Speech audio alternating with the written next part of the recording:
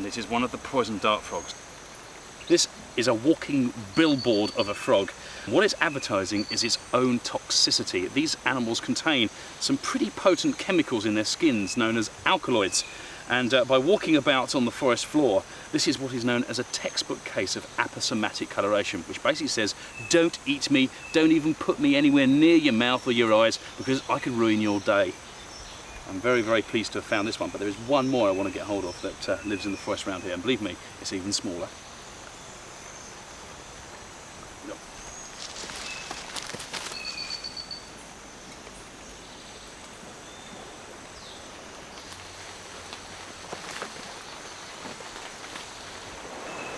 Oh, there's one.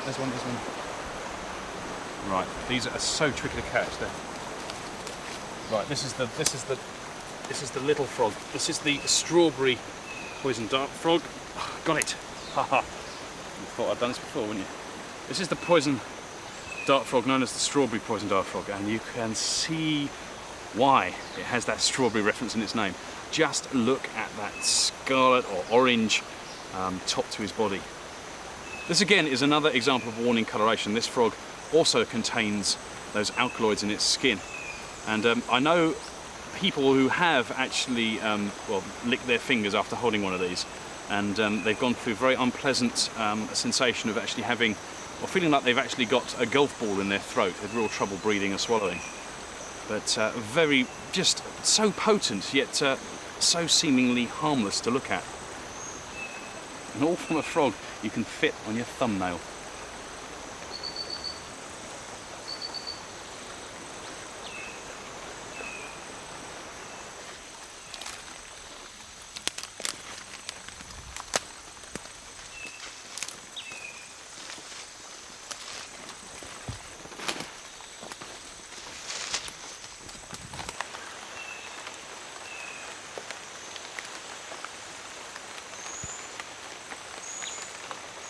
Ants, leafcutter ants to be precise. Now you might think of these insects as being the sort of things that terrorise and raid your picnic or put the kibosh on amorous activities that occur on the lawn, but not these guys. Sure, they can defend their own if you go poking around in the nest, but these are kind of like the peaceful ants. These are the harvesters and the gatherers. And what we've got here is a foraging trail of ants carrying little bits of leaves back down to their nest.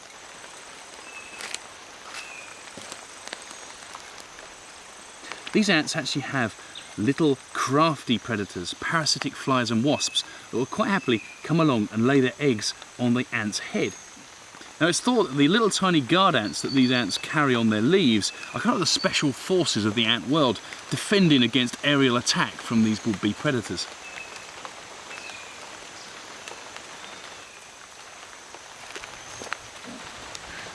Deep down underground, the ants are taking these leaves down to a special fungus garden, because it's the fungus the ants depend on. Without it, their stuff, they simply cannot digest the juices and the plant material that they bring down into the nest. Now, this bizarre carnival of ants are actually vitally important to the running of the forest. What they're doing is recycling nutrients, bringing down vegetable matter from the canopy level and putting it back into the ground. And it's thought they're so important in the rainforest, they actually consume 10% of all living plant material.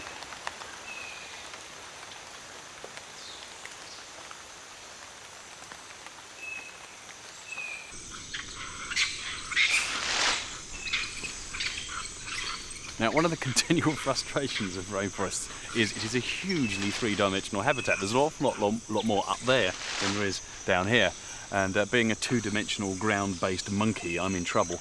Unlike these guys, the first sign you get of a group of white-faced capuchin monkeys moving through is branches falling to the ground and leaves and occasional twitterings.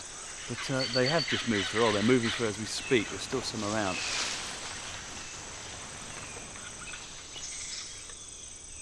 Now, one of the surprising things going on here, which I didn't know, it's a brand new thing for me, is that every now and then through the leaves you see a bird of prey. I've got no idea what these are, but what they're doing, they seem to be chaperoning the monkeys.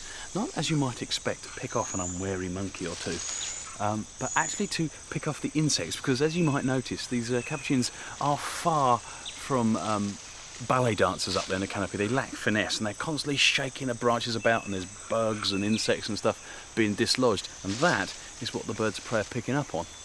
Yet another example of one of those beautiful relationships between different species here in the rainforest.